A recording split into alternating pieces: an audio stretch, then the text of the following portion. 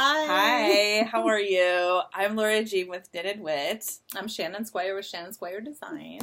And thank you so much to Janet for having us. Yes, we super you. appreciate it. We are going to dive right in because we are known to be chatty and we got to get to the point. Yeah, totally. So we work together on a lot of creative endeavors. Lorajean dyes yarn. I design patterns. We attend a lot of shows together. We have been friends and professional collaborators / colleagues since 2007. Yeah. Yep. And we share a birthday. Yeah, we share a birthday. Yeah, not a birth year, but a birthday. And I love that you're the one that's clear about that. I know, right? She's older. We have the same foot size, which comes in real handy for socks.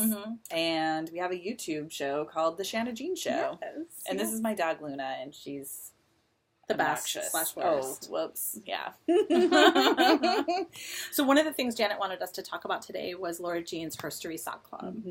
And so we work together on that. Yeah. She writes the love letters. And she dyes the yarn. So it's a monthly club that Janet gets. So you can find some of the colorways there in the shop. Yep. And it's a sock yarn club that showcases a different woman in herstory every year. Yeah, so last year, 2018, we featured women in STEM, and this year is women in art. Now she's a fox. Yes. She's so tired.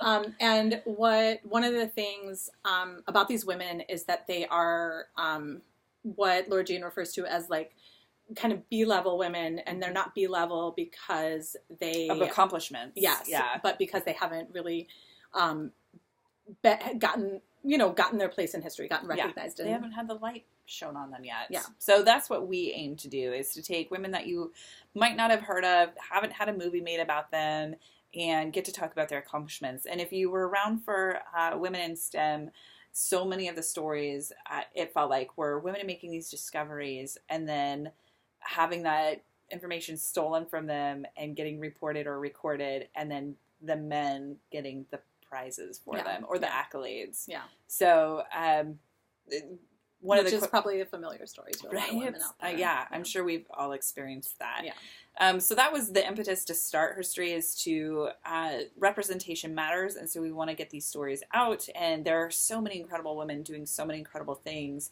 that this felt like a way to highlight that and to explore color too. And the women in art this year is just incredible. And because there were so many women or so many forms of art to choose from, we picked 12 categories and then a woman from each of those categories. And even then, I felt like in the love letter, we should have had the caveat of, we're starting with this one person, but you can go out, like, here are other people that you can learn about. So that was kind of a struggle this year, was to narrow it down. Yeah. Because there's so many, and, there was almost a thought of, should we have, like, bi-monthly? Right. Kind of. Do, like, 10 women each month? Yeah. There's just so many women. Yeah. Whereas women in STEM, there was some of the categories, it was really tough to find someone, and mostly to find out information about them. Because, yes, sure, here's the asterisk that they created or invented or discovered, but where is their information? Yeah. There was one woman who we could not find an image. She didn't even have a wiki page. Yeah, nothing. And she was fairly contemporary. Yeah, she made this huge discovery for making rural farmers profitable and doable. And there wasn't very much really about sad. her. Yeah. So one thing that we've loved about Herstory, this was from last year's, specifically around the women who discovered charm quirks, which please do not ask us to explain that.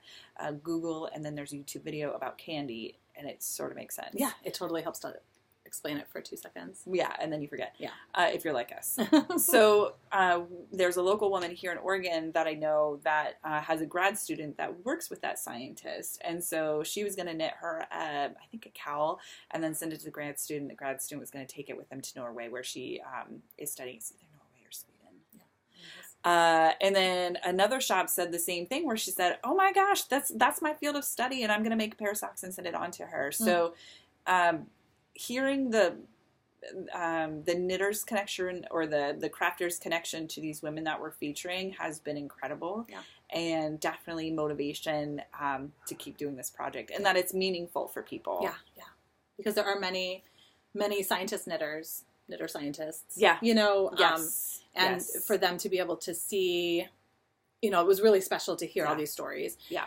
Particularly because a lot of the women that we showcased last year are women that are either still around or were recently still around. So there are still many people who worked with them, you know, have studied Familiar them. With their work. Yeah. So Shannon, what's your best knitting tip? Oh, well, I would say my best knitting tip is anything that helps me be able to knit on kind of autopilot better. So one of the things I like to do the most when I'm knitting socks is to put a stitch marker halfway between the top of foot stitches when I'm doing my toe increases. So I only have to count a quarter of the stitches as I'm doing my increases. Because I knit while I'm doing other things in life, and I'm not good at being super focused anyway. So I put it down and pick it up a lot. Yeah. My knitter tip is to know Shannon, and then just ask her, and she tells me. Hey, Shan, what do I do here? Yeah. That's my best knitting tip. I think it's always good to have a knitting friend that you can ask for clarification with, because even no matter how hard a designer works at making a pattern something that makes sense for everybody, you can't, there's nothing that makes sense for absolutely everybody. That's so true. So sometimes talking a quandary out with a friend or going into your local yarn shop is going to help you kind of figure out what's happening in the pattern. Yeah, that's a great tip. Yeah. That's a great tip. Shannon, how do your values impact your business? Well, let's see.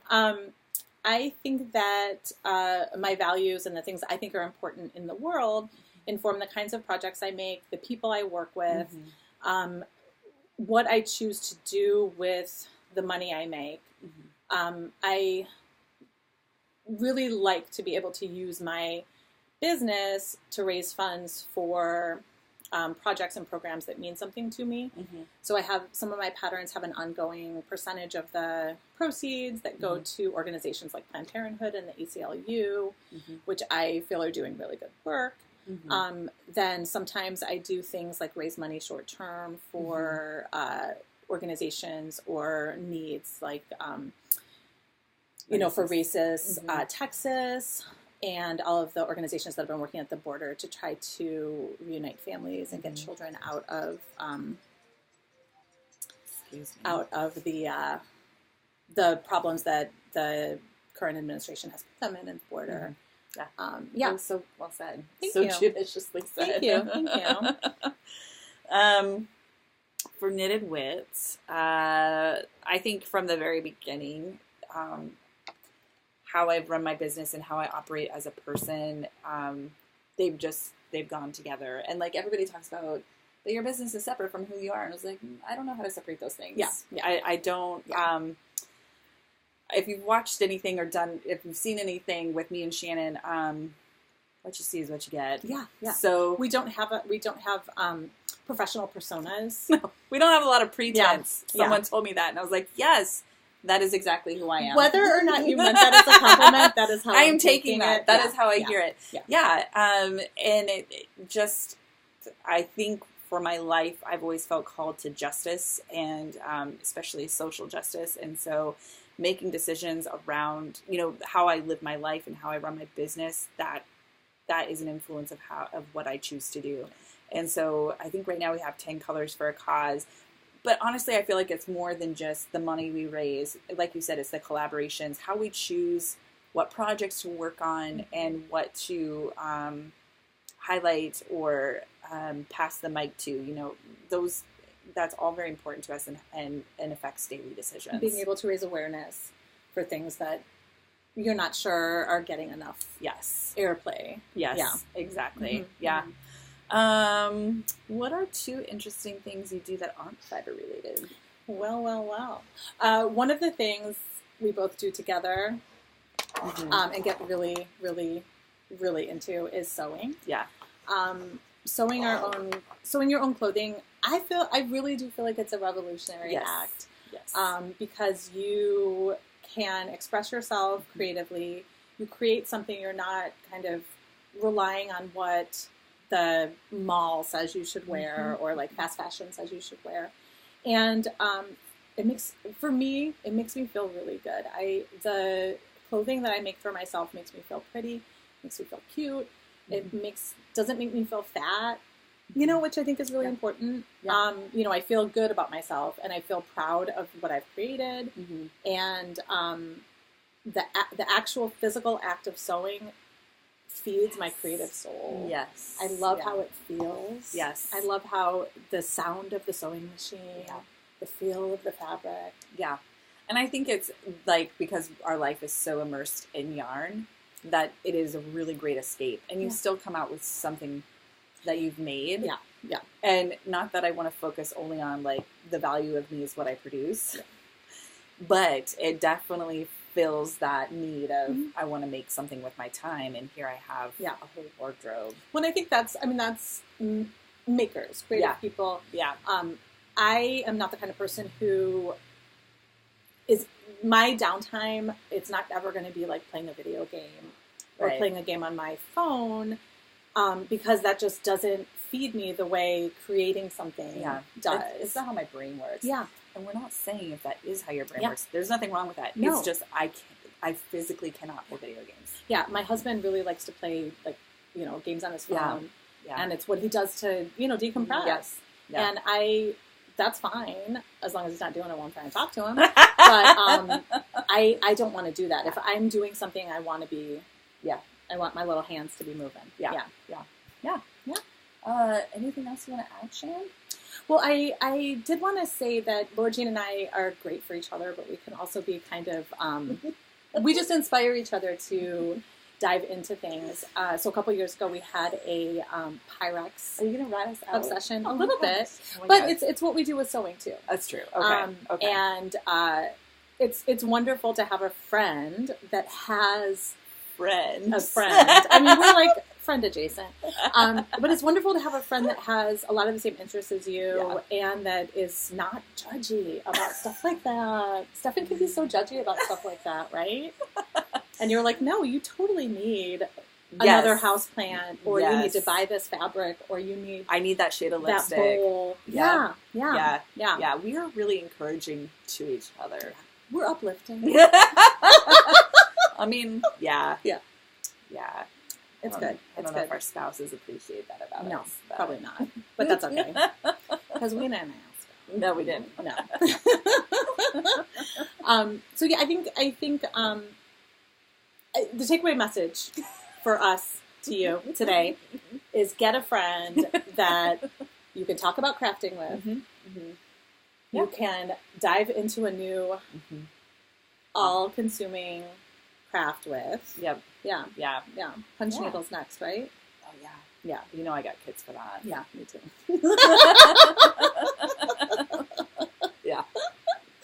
Yeah. Oh.